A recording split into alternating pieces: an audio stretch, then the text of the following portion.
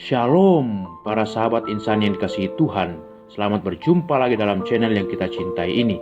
Mari kita mendengarkan sabda Allah bersama Pastor Anton Mikael, staf seminari tinggi yang memiri Yogyakarta. Selamat mendengarkan.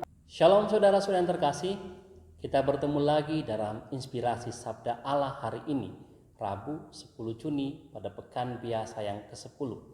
Mari kita mengawalinya dengan berdoa. Dalam nama Bapa dan Putra dan Roh Kudus. Amin. Tuhan, terima kasih untuk berkat perlindungan yang Kau anugerahkan kepada kami hamba-hambamu hingga pada hari ini. Kami memohon kepadamu, bukalah hati dan pikiran kami untuk melihat sabdamu. Berbicaralah kepada kami ya Tuhan melalui sabdamu. Demi Kristus Tuhan dan pengantara kami. Amin. Dalam nama Bapa dan Putra dan Roh Kudus. Amin. Sabda Allah yang akan kita renungkan dari Injil Matius bab 5 ayat 17 sampai 19. Dalam khotbah di bukit, Yesus berkata, "Janganlah kamu menyangka bahwa aku datang untuk meniadakan hukum Taurat atau kitab para nabi. Aku datang bukan untuk meniadakannya, melainkan untuk menggenapinya.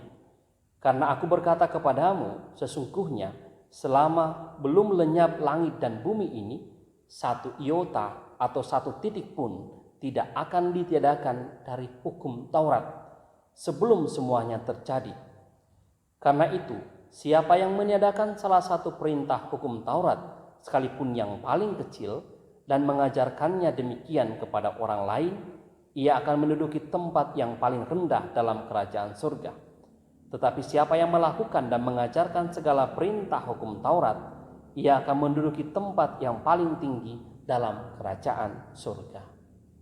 Demikianlah Injil Tuhan. Saudara-saudara yang terkasih, kita mendengarkan khotbah Yesus di bukit, dan salah satu pengajarannya, ia menjelaskan tentang peranannya dalam hukum Taurat. Ia datang bukan untuk meniadakan, tapi untuk menggenapi hukum Taurat. Yesus yang muncul dengan karisma dan juga mujizat-mujizat yang ditampilkannya, dan juga ketika dalam pengajarannya kadang bertentangan dengan orang-orang Farisi dan ahli-ahli Taurat, kemudian memunculkan pertanyaan di antara kalangan para murid. Apakah Yesus menentang hukum Taurat?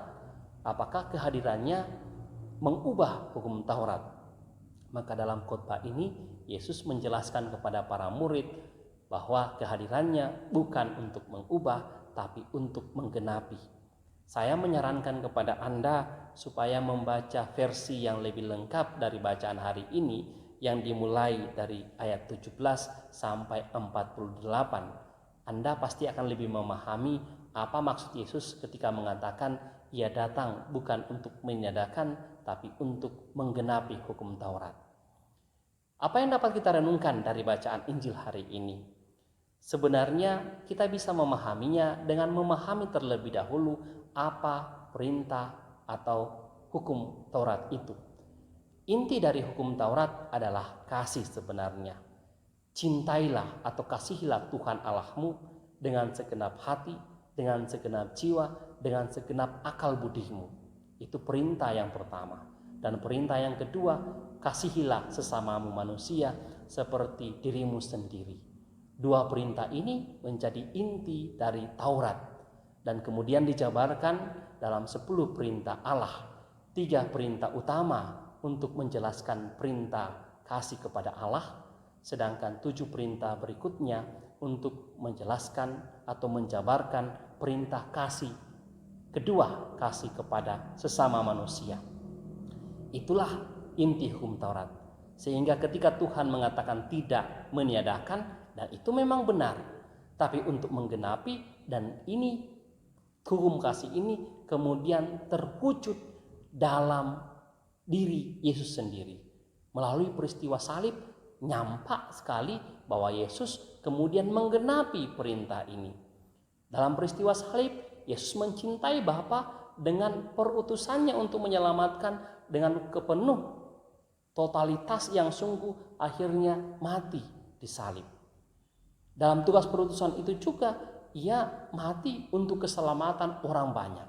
Tiada kasih yang lebih besar selain kasih seorang sahabat yang menyerahkan nyawanya untuk sahabat-sahabatnya. Maka Yesus menggenapi dua perintah ini yang terpuncak dan juga tergenapi dalam peristiwa salib. Maka peristiwa ketika Yesus mengatakan menggenapi, kita bisa memahami itu. Apa pesan yang dapat kita renungkan dari sini? Yesus mengatakan kemudian dalam Injil hari ini juga, siapa yang mengajarkan hukum Taurat itu akan menduduki tempat tertinggi dalam kerajaan surga.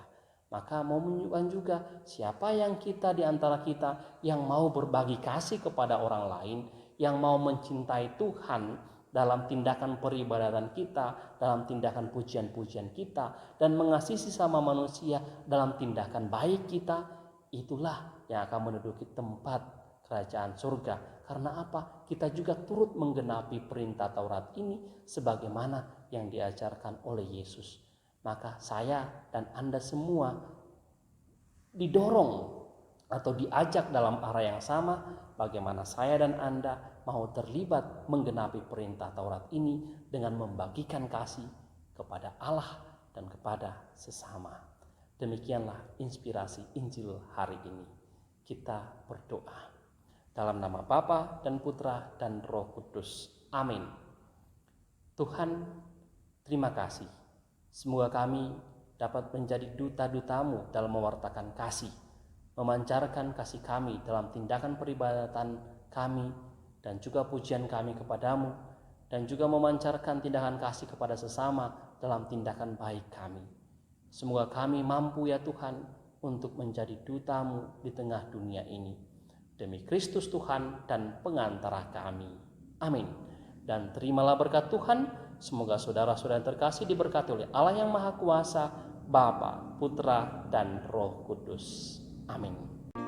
Terima kasih buat para sahabatku yang dengan setia mendengarkan sabda Allah bersama Pastor Anton Mikael.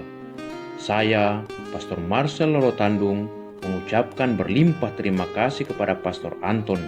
Semoga pastor bersama rekan-rekan staf dan para frater serta segenap penghuni Seminari Tinggi Angin Mamiri Yogyakarta selalu diberkati Tuhan dalam setiap aktivitas dan pelayanannya. Amin.